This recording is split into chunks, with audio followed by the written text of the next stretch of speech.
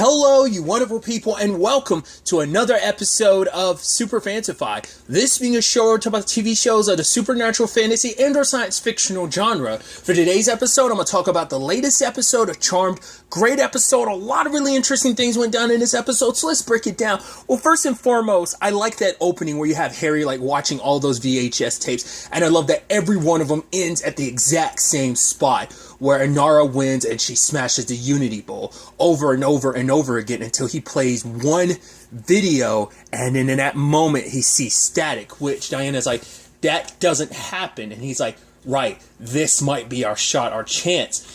And then we hard cut to the moment we got to Maggie happy and upbeat, I was like, the world's been shifted, and I was like, oh my god, I didn't even think about the parallels.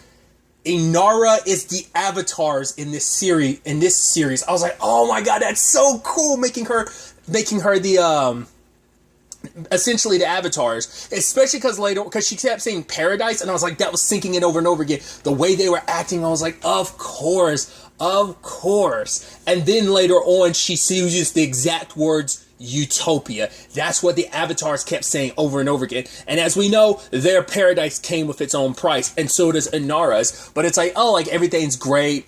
It seemed like Jordan and Maggie don't know each other in this world. So it's very similar to, it's a combination of, I think, because at least with the avatars, everyone had their memories and knew who they were, because the Charmed Ones never forgot that they were the Charmed Ones. This is very close to Cole this is back when he was part of the Avatars. He had the power of an Avatar, and he rewrote reality so that him and Phoebe would be together, and that had its own issues. Very similar in that regard, especially because the only person who had their memories was Paige. Obviously, it was Harry who kind of jump-started everything, but who did he wake up first? It was Kayla. So it's just, there's an interesting parallel you can make there too.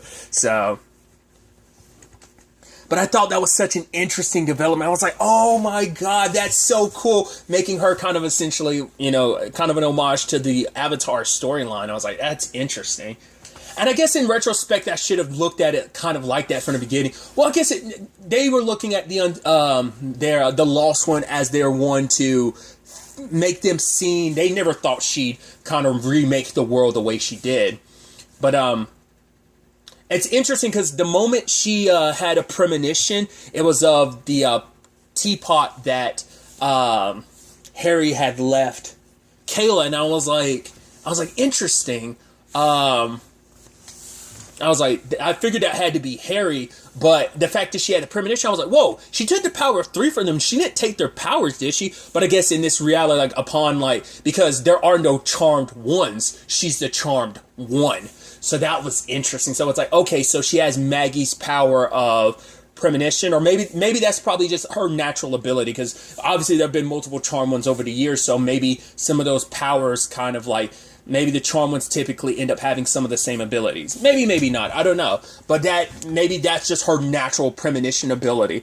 I feel like they might have referenced the fact that her sister last episode, when she was, I don't remember she ever specified that which one of them. Maybe that's what that's supposed to mean. It's like, no, she'd take Maggie's powers, even though she does ultimately take all their powers, because the last thing she needs is them to be magical, which is interesting, because at first I was like, oh, there's so many magical creatures around. I was like, oh, I guess it's and then we find out why later on, because then eventually they start asking questions like, where'd all the humans? It's like, no, I'm sure we've seen the humans, right? And it's like, no, she wiped out all the humans. Well, I'm jumping the gun on it just because there's so many interesting things about what she did in this world. First and foremost, the fact is the reason why Harry was able to wake Kayla up was reminding her of death. That pain ended up firing in her brain. It's, I don't know if that's true. Pain and grief. What was it like? I forgot what Harry said specifically, but it triggers certain parts of the brain more than joy and stuff like that do. So those painful memories jolted her away, and Harry ends up telling her, because it's like, wait, how long have we been like this? He's like, 8 months, maybe a year. It's like, a year? It's like, holy crap, dude, that's interesting. So he spent that. I'm sure time works a little differently in that other world, because he even said he just stopped counting after a while. I guess it got more and more depressing to think about, but for him, it's like, I can't stay here too long because Inara's going to find out about me. So it's going to be up to you, Kayla. You're going to have to wake up your sisters. Like, I believe in you guys. Like, I'm going to work on my front side of things to try and make this happen. But you need to be the ones to kind of see this through. It's up to you. So they get reminded about Macy, and now all of them are remembering everything. It's like, wow. Now they find out about the state of the world. They don't have their power, so how are we going to do this? Then they find out about the humans. At first I was like, where did they go? Like, what happened? They couldn't find Ray, and Kayla couldn't find Bryn nor her mom. She's like, yeah, I found these like rings. She's like, my mom would never take these rings off. She put them on like a bush or something like that. And then they go outside and they find Ray. He's been turned into a tree. And it's like, now it's like, that's why Kayla found her mom's rings, because that was her mom. And then they look at the bridge and see it covered in vegetation, which is almost very like Last of Us-esque, but like every person in the world, because Inara's trying to put magical creatures back on top because she feels like humans are terrible people and look what they did with the world, but we need to put magical creatures back on where they need to be on top, not, you know, after everything, like, you know, they've always been pushed to the shadows. It's like, no, this world is ours, and she's crafted this perfect world. I think it is interesting, and I think it speaks volumes that despite crafting this perfect world, you still kind of made yourself a bit of a god in it, that you're like worshipped and everything. And she's like, oh, Utopia Paradise wasn't built in a day and stuff, but it's like you're still being worshipped. So you're still egotistical enough that you still want to bask in the glory of like, oh, look what I did. You want to be amongst your work and see what happens. But she also very much like the avatars. Oh, anytime there's kind of a break in that utopia, what do? Kill people. And so it's like, yeah, we see that she's not above doing that, but now they're going to try, and they can't. I love the conversation about what are we going to do, because we're not the charmed ones anymore, so how do we undo all of this? It's like, you know, but Kayla reminds them, it's like, right, grief can get you, like, turn you sideways, because she's like, I was driven by grief and I ran away, but I'm not going to this time. Like, we can find a way. We can't. She's like, think about like how crazy it is, unbelievable like our lives are. She's like, for her to be saying like, yeah, having you two weirdos as sisters, to be able to draw stuff and bring it to life, it's so unbelievable. That's our lives. We make kind of the unbelievable happen. We're part of the unbelievable. But it's like, yeah, but we're not the charmed ones anymore. But then Nell was like, yeah, we were, but then we weren't. And then we were again. It's like, right, she doesn't know about. I was like, all right, the witness witchness protection, because they lost their powers and they weren't necessarily the charm ones anymore, but they were able to get it back because of the black amber. Sadly, you have to go to the tree, which is in the sanctuary, and it's like, yeah, that's also where Inara is kind of based out of. So they end up getting Jordan back into the fold and having to tell him, you know, grief about, you know, bring that all back. And I love that beautiful moment when she was helping him do it. And I was like, wasn't that what Jordan did for her? And he even mentions, like, yeah, it's funny that I was the one that helped you through your panic attacks. And she's like, I'm glad I was able to kind of return the favor. So I figured Inara was going to figure him out, but I didn't know how she was going to figure him out, because he slipped up and she's like, oh, like you thought a boxer would be more careful. And he acknowledged it. She's like, you shouldn't have memories of you being a boxer. I think it's so interesting that it's like you're talking about humans and stuff like that. You know, Jordan. I mean, to be fair, all white lighters were human at one point in time. Jordan was a human not too long ago, so it's like it's so interesting that but I guess it's like, right, he's a human, but he's also magical creatures now. So like, I mean, Inara doesn't know enough about Jordan to know that, but I mean, she has enough to be able to seal away everyone's painful memories. So I don't know whether she really got access to, well, because she knew about him being a boxer, so she has access to people's memories. I guess she would have access to everyone's memories if she's able to lock them away. But it's like, you know, Jordan was human too. So, but I guess it's like, well, you're a magical creature now, so I'm gonna let you slide. But Jordan was able to get her blood, but she caught on to Jordan, and it's like, how did you get your memories back? And he kind of called out the world that she is making, because she's like, yeah, I'm making a world with where the magical creatures are on top. He's like, yeah, but in the process, you lobotomized them or whatever. And it's like, right, he calls out the BS of this world that she made. It's like, right, the way, like, humans, you never gave them a chance. She's like, yeah, but, like, you know what humans would have done. Like, I did this better. It's like, I'm making the world a better place. But it's like, you never gave yes, some humans are an issue. Like, the faction, doing what they did, yes, they're terrible. But humans have shown time and time again that they can be helpful. I mean, look at, you know, you have prime examples of Ray being a father to the Charmed Ones, well, two of the Charmed Ones. Then you have everything with Jordan. He was a human helping them out. Then, Bryn loving and accepting Kayla, even with the whole magical aspects of everything. So you never gave humans a shot, and it's like, you're doing the exact same thing that your sisters did. And she's like, don't you dare compare me to my sisters. And it's like, yeah, your sisters betrayed you. They never gave you a chance. They made that decision on their own, and that pain, you've been sitting on it for so long, all these centuries, like you've been sitting on that pain, and now you're kind of like lashing, like you're kind of bending people to your will. You're taking away, very much like the avatars in the original series, you're taking away people's free will to be what you think they should be, I mean, you've never gave them a choice, none of these magical creatures, because you took their pain away, because you're the one that decided what you needed to do to help them in the long run. So Jordan's captured, and now they've got to make things work. But sadly, everything magical that the Charmed Ones had was taken, so Mel doesn't have any of her potions. She doesn't even have her cauldron anymore, and she's like, she took my cauldron, she took my baby. So, but Kayla suggests, like, right, we're just gonna have to go old school with this, using a crock pot. It's like, right, we can just kind of, fudge the ingredients and kind of make them ourselves if need be, kind of get the closest proximity to it. So now it's like, right, they're trying to make a magical key to get into the same, get in so they can get to the Black Ember, but the key doesn't work because it was based on their desires. They're like, right, we want the world to go back to the way it was, and they start being a little infighting, and Kayla had to be like, stop, guys. It's like, right, we're doing the same exact same thing as Inara and her sisters, we need to be united in this and not fall apart. But it's like, why didn't the key work? It's because of our desires. Mel's saying, we don't want to go back to that original world. And it's like, why not? It's like, well, things weren't good in that original world. The unseen, the talisman's terror, it all led to things like, things weren't great. And especially as like, right, that's also going back to a world where a lot of bad stuff happened. Not just the way things were before, but it's also like, that means returning to a world where Dev is gone. Also like still living in a world where Macy's gone too. So like, there's not like there's still the bad side of all of this. But Mel suggests, like, no, we don't just try to recreate the original world, we make a better one, because we can't make things because the reason why everything with the unseen happened is because of, it's like, no, but we need to come together, and if we change things for the better, we can make the world better, like not handle things like we did before. Now with this knowledge, we can put things in a better direction. So with this new desire, they're able to make the key.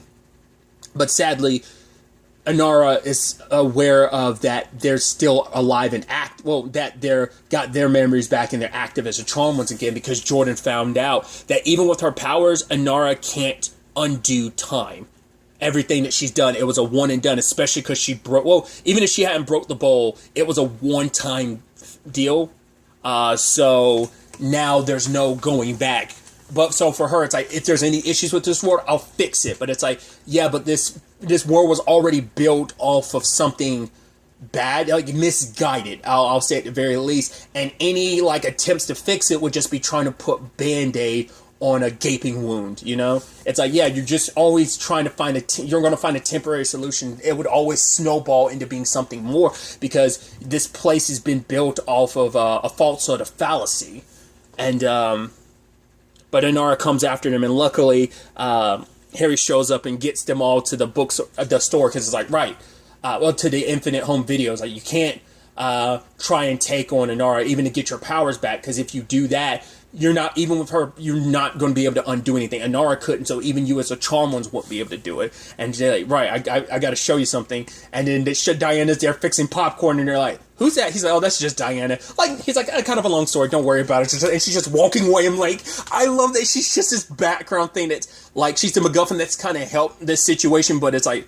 probably if there was more time, we'd probably really, really dive into that a lot more going forward, but sadly, we don't have that chance. But when it's all said and done, Harry takes them back to Deb's funeral, and it's like that moment, like, right, that moment, if they could go back to that moment, that they're static, meaning there is a point where time pivots, they could go back there and change things. But then Kayla's like, right, but why don't we go back even further? We could save Dev and even Macy. But the problem is, Harry says, and we don't know, I mean, time is always that fickle thing, but Harry says that he's watched every video. Anytime they've tried to save Dev or Macy, the hundreds of times he's seen it, it never works out well. Because those videos are all possible past. And that would have been them in the past. I'm trying to change things. So it must mean that, like, either there's disaster results and, like, oh, you might have saved Dev, but even more deaths happen. Or you do save Dev, but he still ends up dying because it's almost like a fixed thing. Like, it has to happen. And time is going to take what it's owed in some shape or form, and it might take a little more off the top too. So maybe not just Macy, maybe and not just Dev, like someone else ends up dying too. So things are much worse, or maybe it's just kind of once again like a very final destination thing of death catches up to you eventually. So there's no getting away from it. So at the very least, they have this window of opportunity. They've got to make it happen. So this is the only shot they've got. So they end up. The way they're able to keep Inara distracted is they play the audio from the tally man that they got from the videos, and they play it, and everyone in safe space remembers all at once. Because, as Maggie kind of puts it, there's like a collective trauma. Not all of them had to deal with the tally man necessarily, but they all were caught in the web of his terror, like as he was his terrorism, and they all remembered in that moment. And that, once again, that's the sad thing of like, yeah, none of them are ever going to know, like, of some of the people, the unseen wanted this. And it led to them kind of being enslaved under Inara's watch. Once again, she believes she's doing the right thing, but it's like, right, her desires of trying to build a beautiful world it's contorted, and she's just drowning in her own anger and kind of grief when it came to her own sisters. God knows, we know one sister was out and about walking in this world. So when Inara changed things, like, what happened there? Did she lock her sister away? She must have killed her sister. We never, because her sister had like immortality in the sense, I think, of just like, it's not invulnerability, it's immortality. You live forever and ever, not that you're indestructible. So I'm assuming like she eventually tracked down her sister and killed her. The one that Kayla met last episode. That's my only assumption, because we didn't see her at all, and I don't know if she'd necessarily keep her sister around considering everything, so. They managed to get their powers back, but at the same time, we see Inara putting that spell on everyone, and she puts it on one person, and then she's like, who's next? And they're terrified of her, because it's like, well, you're about to do that to us. It's like, no, because they all remember not only the original memories that were taken from them, but also the memories of this world. So it's like, wait, you had us like almost like lab rats. You manipulated us, you controlled us, and they were afraid of her. And even when the Traumas got their power back, sadly, Inara showed up and got in their way. And sadly, Mel ended up getting hurt. So now it's like, I was like, oh, that's not good. And then Jordan sacrificing himself. And that's the thing, too. Inara's willing to do whatever it takes to protect this world, not even recognizing the monster she's become in the process. And so Mel gives her powers to Maggie. It's like, no, you can do this. I trust that you can do this. I'm not going, and Jordan's not going. We can save this. We can stop all this, because there's no undoing it power-wise. But if they go back in time, which, once again, depends on the time travel rules, because some stuff makes it so that, right, when you create a new timeline, the OG timeline is gone. But maybe it's kind of a very much like a... we're not doing in-game time travel rules, obviously, but obviously those timelines, even when you change stuff, those timelines keep going on in the grand scheme of the multiverse and stuff like that. But like some forms of time travel, it's like, okay, say like you're in time, this is timeline A. They're going to go off and branch and create a timeline B by going back in time. Well, will timeline A disappear and timeline B becomes the primary timeline? Or will it be, no, timeline A exists and it's always going to exist, but we're always going to be forever in this timeline B? That's what I'm curious about, because some stuff, because even the Flash makes it seem like they erase timelines when stuff is undone. Those timelines no longer exist. So I'm curious if timeline A is going to be erased or not. And I'm assuming they probably go down that route. But even in the end, Harry sacrificing himself to get them away, And, Maggie's just like, now Harry's going, Jordan's going, Mel's going, but it's like, no, we can do this. But for Maggie, it's like, I'm not a time wizard. Witch. I don't know how to do this. So instead of going back in time themselves, what they're doing is they're going to send a tape that Kayla made saying, as we see later on, save the world. It almost kind of makes me think of Heroes. Save the cheerleader, save the world. And Inara shows up in time, and she ends up killing them both. And then the tape goes back in time to Dev's funeral. And I see the gym cast. I was like, okay, that's interesting. Because also, that was also an interesting thing, too, about the world really quickly. I thought was interesting. Everything magical took precedence. So, like, gym cast was like the main form of a phone. There was no technology. Like, everything that was human-made, Inara got rid of. So I'm assuming there's no vehicles. Because it seemed like the main way to get around was through portals. Because, like, the elevator acted like that, a perpetual portal, like, to take you to different places and stuff like that. But regardless, we go and we see Josefina. I was like, oh, is that why Josefina? Because if you remember correctly, last episode, she was late to the wake or the funeral, that thing. And I'm like, is that why? Part of the time loop of she got sent the tape and she ended up, that's why she was late. Or maybe the justification is she was late and she eventually showed up, but we never got to see that. But the fact, like, that makes me feel like this kind of is playing into that. Like, we already last episode saw where things are going to pick up next episode. We already saw that to some extent because Josefina is going to come to them with the tape. So this is that last Hail Mary. We got to make this count because Inara hasn't been revived yet. So, and everyone who's willing to sacrifice himself, even Chloe's sister, if they learn the truth about, the fact is, this is who we're awakening. First and foremost, they're going to be awakening a charmed one. So I'm curious how they're going to find out about that, but also realizing the world that they're going to make. It's like, right, they sacrificed themselves for this world that wasn't the greatest thing. So it's definitely going to be really interesting to see how this all plays out. Once again, sadly, the next episode is the series finale. I'm kind of bummed about that, but I'm still looking forward to see how this all plays out. I never know production-wise whether or not they've been able to. I don't think they've taken any time off. Have there been any time off this season? Maybe a week or two? Maybe, if any, I don't remember. I can't think.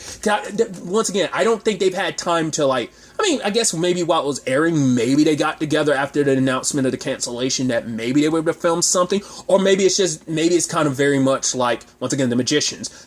That series finale could have been a season finale if they got renewed for a 6th season. So maybe, this is a similar thing where everything, maybe they edit it to cut out some stuff that would have meant going forward into a 5th season. So maybe they end things kind of, everything's okay, or maybe that was always going to be, because even the season 1 finale ended where it's like, everything's great, in case they didn't, they probably always had the intention if we get more seasons, but season 1 ended in a way where everything was kind of resolved. So maybe this season was always going to end like that, and obviously you could continue going forward. But obviously the next episode, like I said, series finale, so it's going to be interesting to see how Charmed ends, how this all ends up playing out in the long run. But really, that's all I'm going to talk about. Till the next time we meet, be happy, be safe, live life to the fullest, and enjoy it. Good day, and goodbye.